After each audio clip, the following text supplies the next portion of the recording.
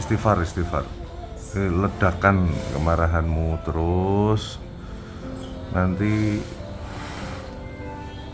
tenagamu dipakai untuk penyembuhanmu. Aku tahu kamu lagi marah, tapi udah cukup. Istighfar, istighfar.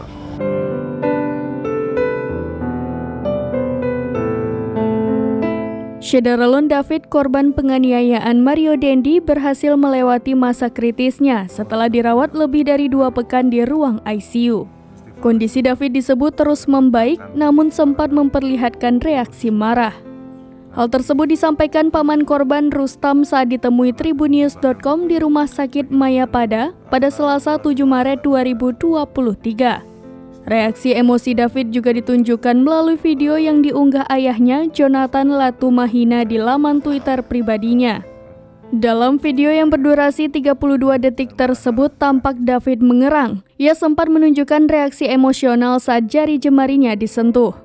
Terkait hal itu, Rustam mengatakan reaksi emosional yang ditunjukkan David tidak ada istilahnya dalam dunia medis. Menurutnya, reaksi tersebut merupakan suatu yang wajar.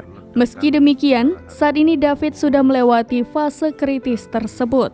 Rustam mengungkapkan reaksi emosional yang ditunjukkan David merupakan representasi dari peristiwa akhir yang diingat sebelum memasuki fase kritis. Memori ingatan David terakhir adalah insiden penganiayaan yang dilakukan Mario Dendi. Saat David menunjukkan reaksi emosional, Rustam mengaku pihak keluarga sejatinya cukup khawatir. Pasalnya, reaksi emosi David yang berlebihan disinyalir bisa memperburuk kondisinya. Oleh karena itu, pihak keluarga mengambil langkah kritis dan mengikat salah satu bagian tubuh David.